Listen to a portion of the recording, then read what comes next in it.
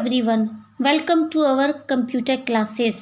आज जिस टॉपिक पर हम आपके साथ डिस्कस करने जा रहे हैं वो है let's start with M S S के बारे में इस टॉपिक पर हम आपके साथ डिस्कस करेंगे। तो आइए स्टार्ट करते हैं आज के पॉइंट पर डिस्कस के लिए। Introduction. A collection of related information is called a database। जो related information होती हैं उनका जो collection होता है वो database कहलाता है।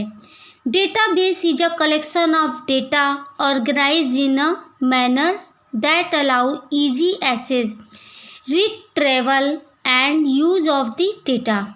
The records are stored alphabetically by the name field which is called the key field। कई सारी इंफॉर्मेशन का जो कलेक्शन एक अरेंज मैनर में ऑर्गेनाइज होता है उसको हम लोग डेटाबेस कहते हैं, और जो अल्फ़ाबेटिकली नाम और अदर फील्ड्स होती हैं उनको हम लोग की फील्ड कहते हैं। तो इस तरीके से आपको पता चला कि डेटाबेस होता क्या है और उसको हम लोग क्यों यूज़ करते हैं। तो आइए नेक्स्ट टॉपिक पर हम आपके साथ और भी डिस्कस करते हैं। ओके, आइए अब जानते हैं कि रिलेशनल डेटाबेस मैनेजमेंट सिस्टम होता क्या है। इसको शॉर्ट में हम लोग RDBMS भी कहते हैं, यानी कि रिलेशनल डेटाबेस मैनेजमेंट सिस्टम।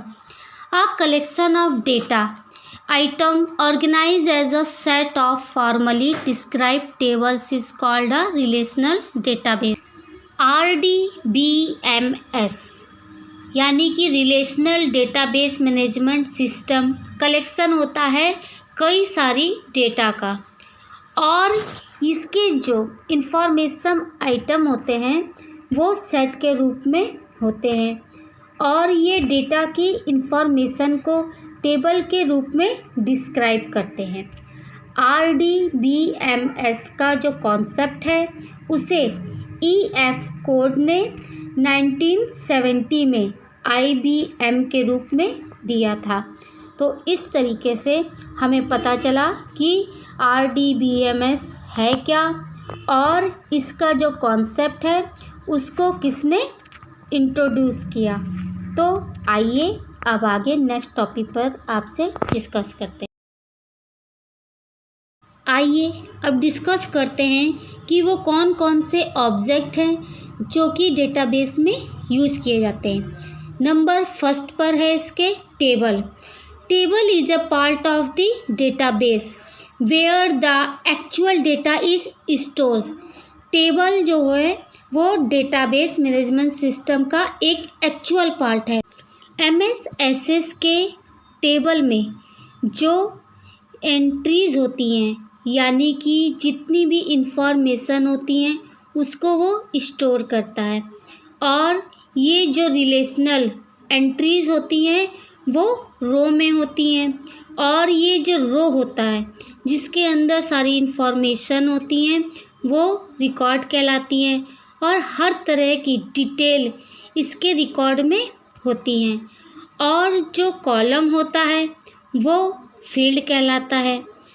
तो इस तरीके से रो और कॉलम के फॉर्म में जितनी भी इंफॉर्मेशन है वो डेटाबेस मैनेजमेंट सिस्टम में टेबल के रूप में स्टोर होती हैं।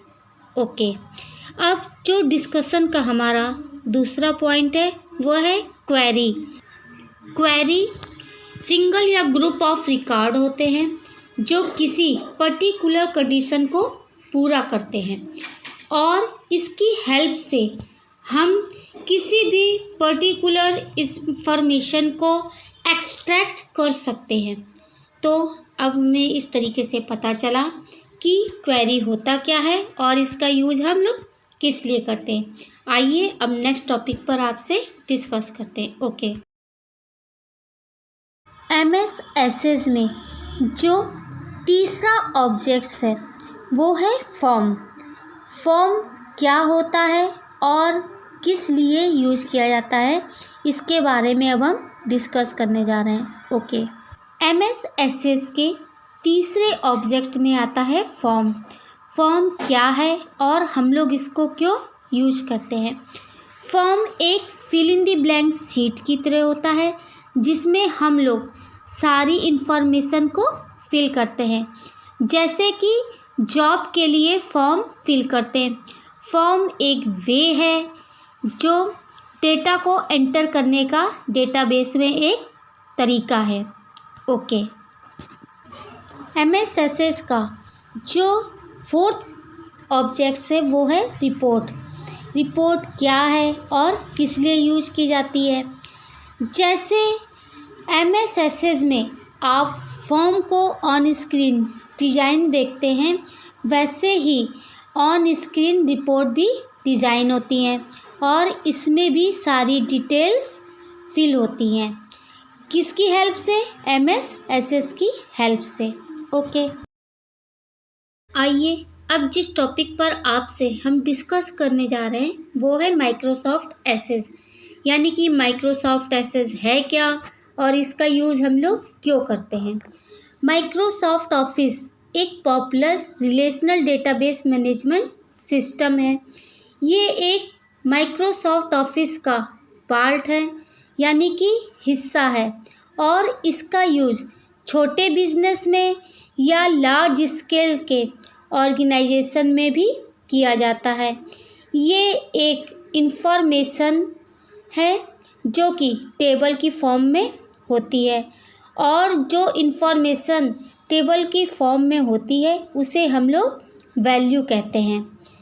जो कॉलम और रो की फॉर्म में इंटरसेक्शन होता है उसे टेबल कहते हैं, वहाँ पर वैल्यू लोकेट करती है। ओके, तो अब हम लोगों ने जाना कि माइक्रोसॉफ्ट ऑफिस है क्या और इसका यूज़ हम लोग किस लिए करते हैं। ओके, आइए अब जानते हैं कि कैसे हम लोग माइक्रोसॉफ्ट ऑफिस को स्टार्ट कर सकते हैं। नीचे कुछ स्टेप्स दिए गए हैं जिनको कि फॉलो करके हम माइक्रोसॉफ्ट ऑफिस को ओपन कर सकते हैं, यानी कि स्टार्ट कर सकते हैं। Step first, click the start button. Start button को क्लिक कीजिए। Step 2, click the all program option. All program option पर क्लिक कीजिए। Step 3, click Microsoft Office. Microsoft Office पे क्लिक कीजिए। Step 4, click Microsoft Office Access 2007। और इन steps को follow करके हम लोग एमएस एक्सेस 2007 को स्टार्ट कर सकते हैं और उस पर अपना वर्क कंटिन्यू कर सकते हैं। तो हमने आज के टॉपिक के डिस्कशन को कंप्लीट किया। मुझे उम्मीद है कि आप लोगों को ये वीडियो अच्छी लगी होगी और समझ में आई होगी। Okay, have a nice day.